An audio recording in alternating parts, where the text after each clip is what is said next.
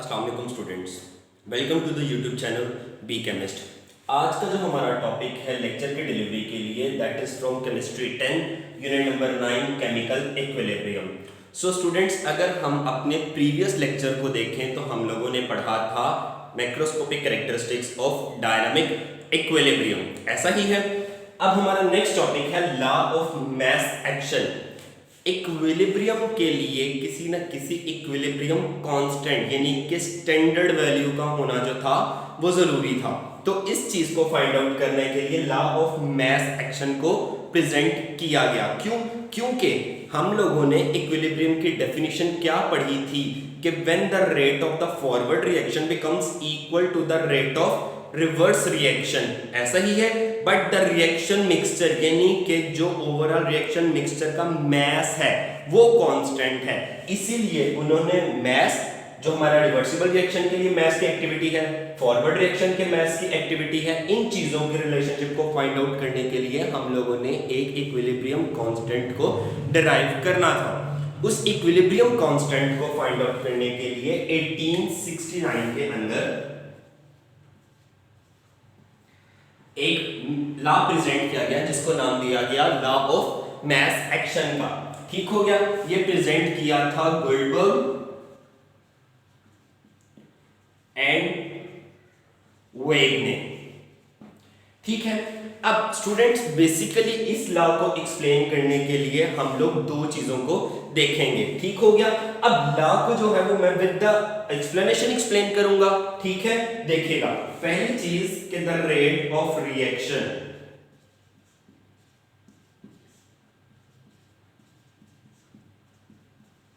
Is directly proportional to the active masses। ठीक हो गया। उसके बाद the rate of reaction is directly proportional to the product of active masses of reacting substances। यहां पे भी हम लोगों ने मैसेज ऑफ रिएक्टिंग सब्सटेंस आएगा।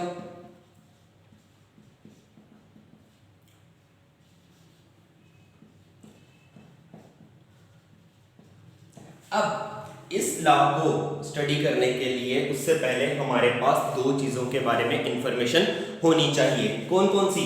एक तो ये कि रेट ऑफ रिएक्शन क्या होता है। रेट ऑफ रिएक्शन कहते हैं हम लोग उस स्पीड को जिसके ऊपर ये रिएक्शन प्रोसीड हो रहा होता है, यानी कि ऐसी स्पीड या जिसके ऊपर या जिस स्पीड के साथ हमारा रेट ऑफ रिएक्शन जो है वो प्रोसीड हो रहा है। लाइक फॉरवर्ड रिएक्शन है तो उसका रेट क्या होगा कि जितनी स्पीड के साथ हमारे रिएक्टेंट्स कंबाइन करके प्रोडक्ट्स बना रहे हैं वही स्पीड जो है वो उस रिएक्शन का रेट कहलाएगी। और रही बात रिएक्टिंग एक्टिव मैसेज की, तो एक्टिव मैस उस पोर्शन या उस कंटेंट को कहा जाता है जो कि रिएक्शन के अंदर पार्टिसिपेट कर रहा होता है। मिसाल के तौर पे 2H2 plus O2 is giving us water, तो इट मींस कि इसके अंदर हाइड्रोजन के नंबर ऑफ मोल्स कितने हैं? 2। तो हाइड्रोजन का एटॉमिक एक्टिव मास क्या होगा? 2। इट मींस कि वाटर बनाने के लिए हमारे जितने हाइड्रोजन के नंबर ऑफ मोल्स रिक्वायर्ड होते हैं, ऑक्सीजन के नंबर ऑफ मोल्स कितने हैं? 1। ठीक हो गया, ऐसे ही है। इट मींस के हमारा हाइड्रोजन का एक्टिव मास कितना है 2 और ऑक्सीजन का कितना है 1, दोनों मिल रहे हैं तो हमारे पास बन रहा है वाटर। एक्टिव मास बेसिकली उस क्वांटिटी को कहा जाता है जो कि रिएक्शन को प्रोसीड करने में हिस्सा लेती है। ठीक हो गया। मिसाल के तौर पे अगर हम लोग कहेंगे कि हम लोगों ने क्या करना है, 3 रुपीज हमारे पास ये है, 3 रुपीज हमारे पास ये है, हमें 5 चाहिए, एक हमारा बाय प्रोडक्ट आ जाएगा। लेकिन 5 कैसे बने, 2.5 हमारे यहां से आए, 2.5 यहां से आए, दोनों प्लस करके कितना बन गया 5। इट मींस कि किसी भी प्रोडक्ट को बनाने के लिए जो रिएक्शन का हिस्सा पार्टिसिपेट कर रहा होता है उसको हम लोग कहते हैं एक्टिव मास। और एक्टिव मास को जो रिप्रेजेंट किया जाता है वो हम लोग करते हैं स्क्वायर ब्रैकेट से। ठीक हो गया।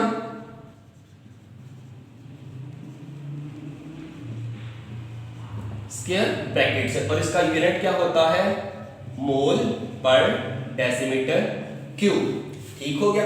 अभी मैं लॉ की तरफ नहीं आया। लॉ को पढ़ने से पहले हमारे पास दो चीजों का होना जरूरी था कि रेट ऑफ रिएक्शन क्या है। रेट ऑफ रिएक्शन उस स्पीड को कहा जाता है जिस स्पीड के साथ रिएक्शन जो है वो प्रोसीड हो रहा होता है, और एक्टिव मास वो वाला मास का कंटेंट होता है जो हमारे प्रोडक्ट बनाने में पार्टिसिपेट कर रहा होता है। इसको हम लोग स्क्वायर ब्रैकेट के साथ रिप्रेजेंट करते हैं और इसका यूनिट है मोल पर डेसीमीटर क्यूब। ये वेरी इंपॉर्टेंट शॉर्ट क्वेश्चन है। अब बढ़ते हैं लॉ की तरफ। Let me raise the board.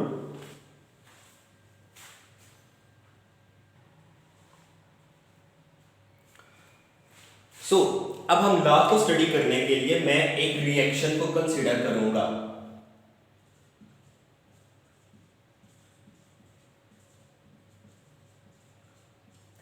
अब मैं जो हूं इसको कंपेयर करते हुए सॉल्व करूंगा। आप लोगों ने स्टेप टू स्टेप करना है। Consider a reversible reaction. ठीक हो गया। अब a capital a consider plus b is forming capital c plus d. ठीक है। अब मैं क्या करने लगा हूं, इस रिएक्शन को तोड़ने लगा हूं। अगर मैं इसको देखूं तो फॉरवर्ड रिएक्शन क्या है,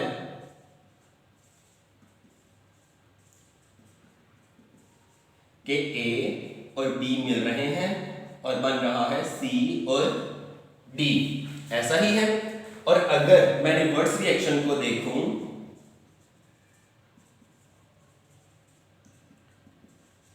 तो रिवर्स रिएक्शन क्या है, C plus D is forming A plus B. ठीक हो गया। अब देखिए, अब लॉ को मैं स्टडी करने लगा हूं। According to the law the rate of a reaction is directly proportional. पहले मैं कंसीडर करूंगा फॉरवर्ड रिएक्शन। ठीक हो गया। कंसीडरिंग फॉरवर्ड रिएक्शन, तो rate of forward reaction is directly proportional to the active masses of reacting substance। ठीक है। reacting substance कौन कौन सी है, A, और स्क्वायर ब्रैकेट किस लिए मैंने लिखी, एक्टिव मैसेज के लिए। यानी एक्टिव मैस जो है वो A का जितना भी पार्टिसिपेट कर रहा है फॉरवर्ड रिएक्शन के अंदर वो उसके डायरेक्टली प्रोपोर्शनल है। उसी तरह से same rate of forward reaction के लिए मैं RF को यूज कर रहा हूं। Rate of forward reaction is directly proportional to the B, ऐसा ही है। इट मींस के rate of forward reaction is directional to A, rate of forward reaction is directly proportional to B। अब पहली स्टेटमेंट को गौर करें, the rate of reaction is directly proportional to the active masses of reacting substance. कि react करने वाली जो substance थी A और B, उनके एक्टिव मैसेज के डायरेक्टली प्रोपोर्शनल होता है रेट ऑफ रिएक्शन। ठीक हो गया। अब मैं इसको ऐसे भी तो लिख सकता हूं ना, हेंस अगर मैं इन दोनों को कंबाइन करूं तो RF is directly proportional to A into B। अगर आप लोगों को क्लास 9th का याद हो, आप लोगों ने लास्ट वाले आई थिंक के स्पेसिफिक हीट कैपेसिटी क्या अंदर पढ़ा था, थर्मल एनर्जी वाले के अंदर, कि Q over T is directly proportional to A, Q over T is inversely proportional to 1 over L। जिस जब हम लोगों ने सबको कंबाइन करके लिखा था तो हमारे पास क्या आया था, Q over T is directly proportional to A multiply by 1 over L। Same as it is मैंने उनको क्या किया है, कंबाइन कर दिया है। ठीक है, अब डायरेक्टली प्रोपोर्शनल के साइन को जब मैंने हटाया तो मैंने एक क्या लगाया, इक्वल टू का साइन, और के एफ लगाया कांस्टेंट। ठीक हो गया। इट मींस के rate of forward reaction is equal to the constant, K F कहलाएगा constant of forward reaction into the active product of the active masses of the reacting substance. तो हमारा दूसरा portion क्या था, rate of the reaction is directly proportional to the product of the active masses of the reacting substance. के जो substances react कर रही हैं उनके एक्टिव masses का प्रोडक्ट जो है वो भी हमारे रेट ऑफ रिएक्शन के डायरेक्टली प्रोपोर्शनल होगा। यहां तक क्लियर हो गया। अब मैंने यहां पर सिर्फ अभी कंसीडर किया था फॉरवर्ड रिएक्शन को, अब मैं यहां पर कंसीडर करूंगा रिवर्स रिएक्शन को।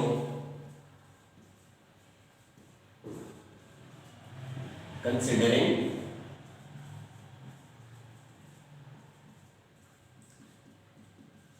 रिवर्स रिएक्शन, इट मींस के rate of reverse reaction is directly proportional to C, rate of reverse reaction is directly proportional to D, combining the above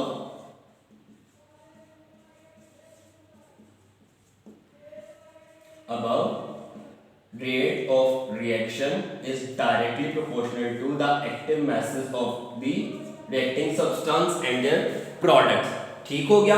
यहां पर भी मैंने लॉ को अप्लाई कर लिया। किस तरह से, rate of reverse reaction is directly proportional to the active masses of the reacting substance. जब हम लोग रिवर्स रिएक्शन को डिस्कस कर रहे हैं तो हमारे पास रिएक्टिंग सब्सटेंस क्या क्या है, C और D। Rate of reaction C के भी डायरेक्टली प्रोपोर्शनल है, रेट ऑफ रिएक्शन D के भी डायरेक्टली प्रोपोर्शनल है। उन दोनों को मैंने कंबाइन कर लिया तो मेरे पास लॉ की जो सेकंड स्टेटमेंट थी कि rate of reaction is directly proportional to the product of the active masses of the reacting substance, वो भी फुलफिल हो रही है। अब क्या आएगा, rate of reaction is equal to constant of reverse reaction, K R कहलाएगा कांस्टेंट ऑफ रिवर्स रिएक्शन। ठीक हो गया, C इंटू डी। क्लियर है। अब हम लोगों ने डायनामिक इक्विलिब्रियम की जब डेफिनेशन पढ़ी थी, स्टैटिक इक्विलिब्रियम के नीचे हम लोगों ने डायनामिक इक्विलिब्रियम की डेफिनेशन पढ़ी थी, तो उसके अंदर लिखा हुआ था rate of forward reaction is equal to the rate of reverse reaction. तो मैं यहां पे क्या लिखूंगा, according to dynamic, excuse me, let me change the marker.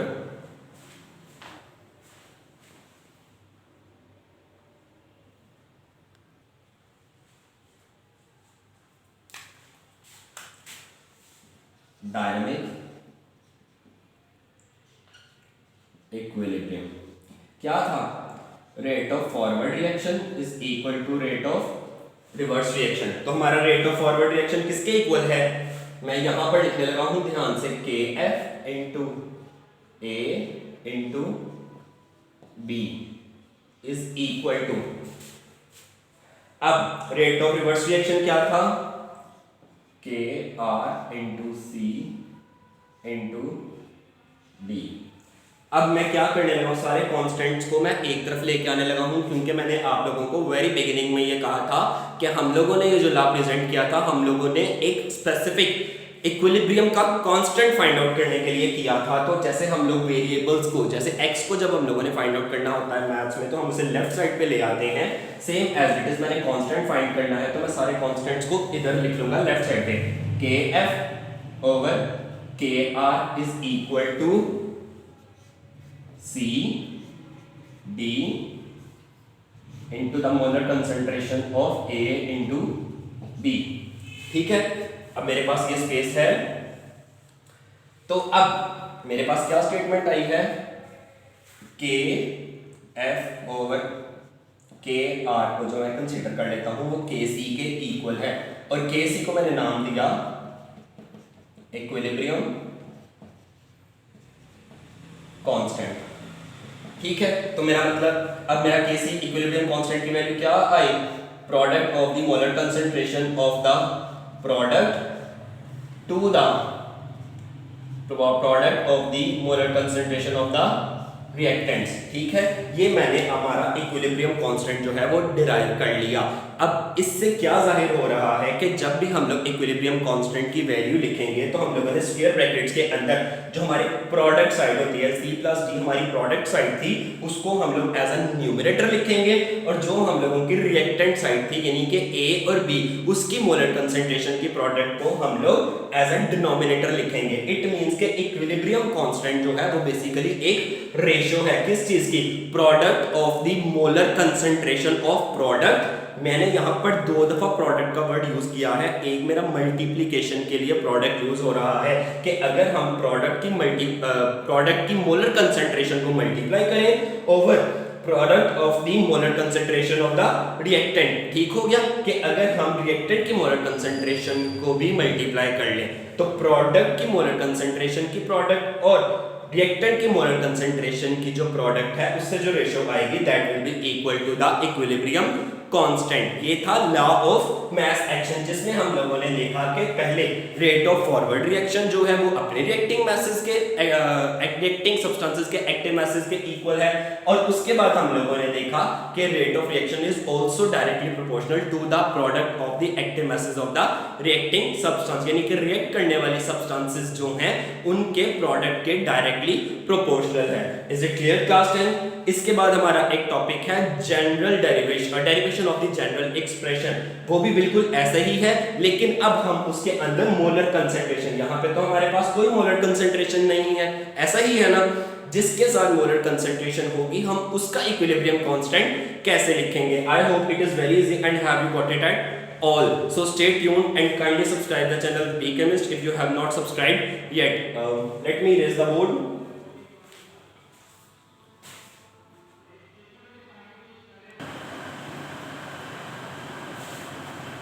So students, अब हम लोग जो देखेंगे वो है derivation of a general expression of Kc for a general reaction.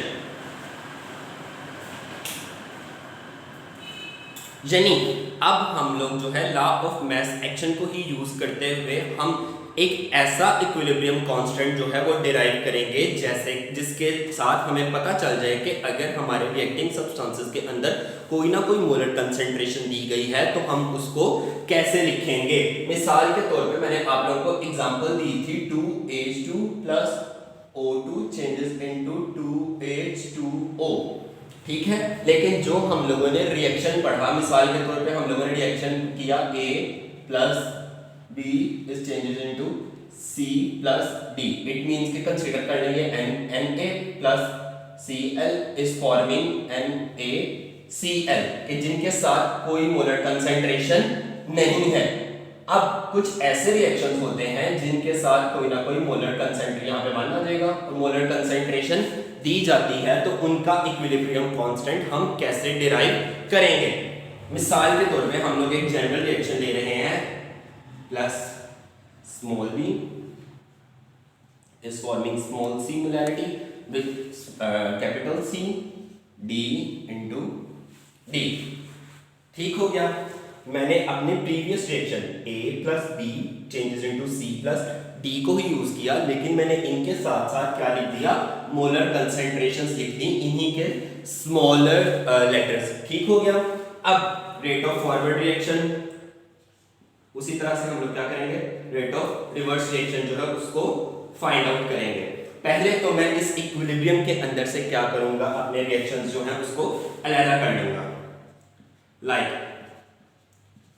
Forward reaction क्या है मेरे पास, A plus B into D is forming C plus D into D। अगर मैंने इसका rate of forward reaction find करना है तो rate of forward reaction is directly proportional to क्या था, रिएक्टिंग सब्सटेंस के एक्टिव मास। लेकिन अब एक्टिव मास के लिए उन्होंने हमें मोलर कंसंट्रेशन भी दी गई है कि ये जो हमारा कोएफिशिएंट्स होते हैं वो बन जाते हैं हमारे एक्सपोनेंट्स या पावर्स, यानी ये यहां पे आ जाएगा। ठीक हो गया। उसी तरह से rate of forward reaction is directly proportional to B और बी का एक्सपोनेंट आ जाएगा। ठीक है। जब मैं इन दोनों को कंबाइन करूंगा तो rate of forward reaction is directly proportional to capital A with its molar concentration और फिर capital B with its molar concentration as it is considered as the raised to power of the given coefficients। ठीक हो गया। Directly proportional के sign को हटा के मैंने इक्वल टू का साइन लगाया और मैंने लगाया कांस्टेंट के एफ कांस्टेंट आया ए with the molar concentration A into B molar concentration with B। ठीक हो गया। अब मैं कंसीडर कर लूं रिवर्स रिएक्शन को।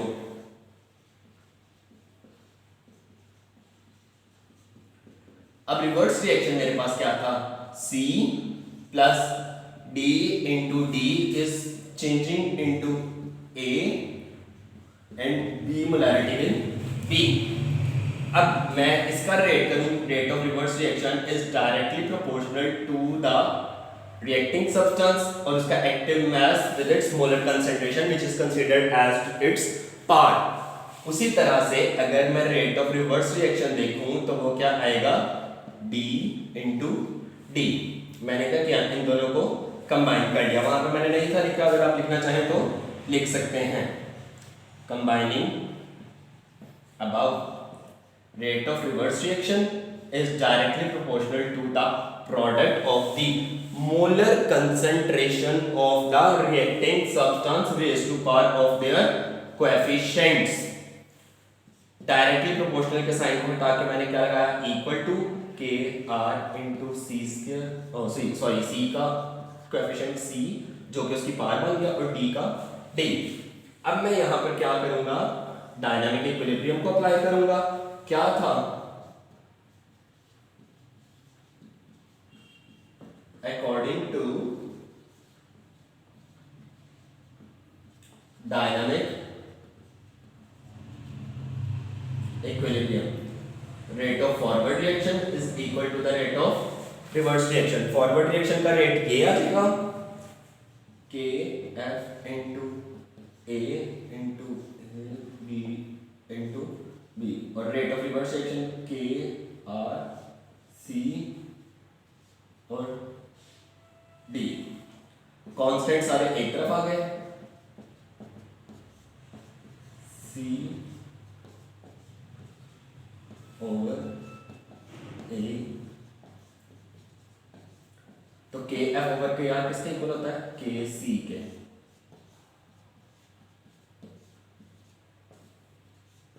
ए इंटू ए और B into B coefficient. It means कि हम लोगों ने जो है इक्विलिब्रियम कांस्टेंट डिराइव किया जनरल रिएक्शन का, ऐसे जनरल रिएक्शन का जिसके साथ हमें कोई ना कोई मोलर कंसंट्रेशन दी गई है। तो उससे हम लोगों को क्लियर हो गया कि हमारे जो इक्विलिब्रियम कांस्टेंट की वैल्यू आएगी उसके अंदर भी हम लोग न्यूमरेटर को प्रोडक्ट को एज अ न्यूमरेटर ही लिखेंगे और रिएक्टेंट्स को हम लोग एज डिनोमिनेटर ही लिखेंगे, लेकिन उनकी जो हम लोगों को कोएफिशिएंट्स यानी मोलर कंसंट्रेशन दी जाएंगी वो हमारी पावर बन जाएंगे। Is it clear student? इसके अलावा आप लोग के बुक पे दो और एग्जांपल्स हैं, हम उन्हें भी डिस्कस करते हैं।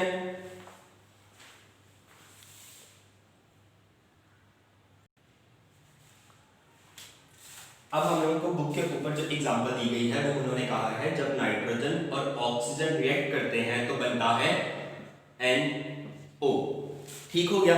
इट मींस कि जब भी when a nitrogen reacts with oxygen it forms nitrogen oxide. तो हम लोग क्या करेंगे, इसका भी हम लोगों ने अलग कर लिया, क्या रेट ऑफ फॉरवर्ड रिएक्शन। अब मैं डायरेक्ट करने लगा हूं, क्यों? क्योंकि हम लोगों को पता चल गया है कि जब हम लोगों ने फॉरवर्ड रिएक्शन को अलग करना है तो मैं किस तरह से करूंगा, N2 plus O2 is forming ये। ठीक है। तो rate of forward reaction is directly proportional to the product of the molar concentration of product. अब N2 स्टूडेंट्स एक चीज आपने ध्यान में रखनी है, जो राइट साइड पे यानी कि जो राइट टॉप कॉर्नर पे राइट लोअर कॉर्नर पे जो हमें डिजिट लिखा गया होगा वो उसकी पावर नहीं बनेगी। पावर हमेशा वो चीज बनेगी जो लेफ्ट साइड पे मोलर कंसंट्रेशन को शो करेगी, जैसे 2 है, ठीक हो गया। और O2 इसको मैंने फॉरवर्ड डायरेक्शन डायरेक्ट मोशन के साइन को चेंज किया इक्वल टू के अंदर, तो मेरे पास आया KF N2 O2, ठीक हो गया। अब मैं बात करूंगा रेट ऑफ रिवर्स रिएक्शन की। तो रिवर्स रिएक्शन का रेट क्या था, N2 प्लस O2।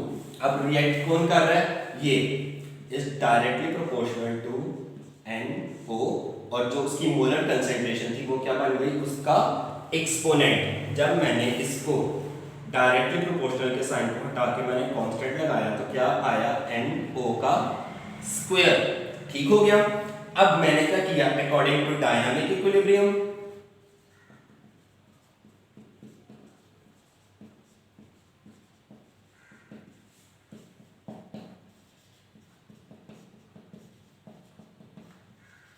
ठीक हो गया, मैंने क्या किया, rate of forward reaction is equal to rate of reverse reaction. Forward reaction क्या था, KF into N2 O2। Rate of reverse reaction क्या था, KR स्क्वायर। सारे कांस्टेंट्स एक तरफ हो जाएंगे, KF ओवर KR is equal to NO का square over N2 into O2। इसकी जगह पे मैं क्या लिख लूंगा, KC N2 इंटू O2, ठीक हो गया। ये मेरे पास इक्विलिब्रियम एक्सप्रेशन आ गया जो रिएक्शन उन्होंने हमें दिया हुआ है। अब आप लोगों की बुक के ऊपर एक और एग्जांपल है, N2 plus 3H2 changes into 2NH3। अगर बाज़-औक़ात हम आप लोगों ने तो इसको सॉल्व करके देखना है, लेकिन बाज़-औक़ात हम लोगों को डायरेक्ट शॉर्ट क्वेश्चन में आ जाता है right the equilibrium expression. Just हम लोगों ने इक्विलिब्रियम एक्सप्रेशन लिखना है तो वो हम डायरेक्ट भी लिख सकते हैं कि Kc की वैल्यू क्या आएगी, ऊपर हमारे क्या आते हैं प्रोडक्ट्स, NH3 हमारा क्या है प्रोडक्ट, उसकी मोलर कंसंट्रेशन उसका स्क्वायर बन जाएगी, और नीचे क्या आते हैं रिएक्टेंट्स N2 मैंने लेफ्ट साइड पे नहीं है इसीलिए उसको उसकी पावर नहीं बनाया, H2 इंटू 3। तो ये आ गया मेरे पास equilibrium expression for the reaction that is forming ammonia by the reaction of nitrogen and hydrogen. So students, आज का हमारा लेक्चर जो है वाइंड अप हो रहा है। If you have any sort of problem you may discuss it any time and any by Gmail, mail भी कर सकते हैं आप मुझे, ठीक हो गया, और कमेंट बॉक्स के अंदर भी ऐड कर सकते हैं, ठीक है। और stay tuned and subscribe the channel B chemist. Thank you so much.